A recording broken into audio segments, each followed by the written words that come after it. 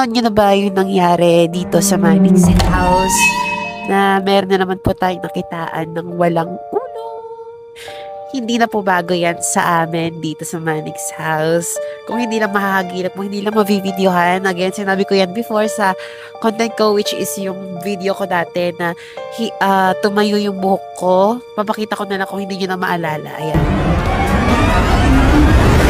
Maraming kababalaghan ang nangyayari dito. Yung iba hindi na navivideohan, pero yung iba talagang nagpapakita sila sa video. Kagaya na rin nung nangyari sa akin sa CR. Ipapanood ko ulit sa inyo kung hindi nyo pa napapanood. Then, ito yung CR namin.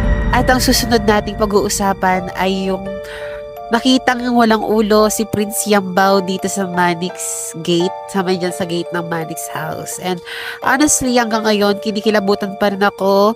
Sanay na ako sa mga ganitong eksena at napakadami pang stories na pwede kong i-share sa inyo guys. Pero uunahin ko muna tong nangyari kay Prince Yambao.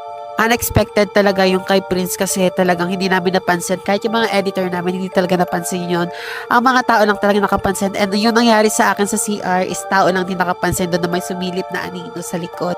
Sabi ko nga sa inyo guys, hindi na bago na may nakakatakot na experience dito sa Manix House. Kaya nung nakita namin yung video na kumalat kay Prince Yambao na wala siyang ulo, na angkas-angkas ni Sir Manix, sabi namin, sunugin yung kanyang mga damit, lahat ng mga alahas dahil kapag hindi ito sinunog, baka may masamang mangyari sa kanya and wag mo na siya maglalabas ng 1 linggo dahil may mga pamahiin ng mga matatanda about sa mga ganyang bagay.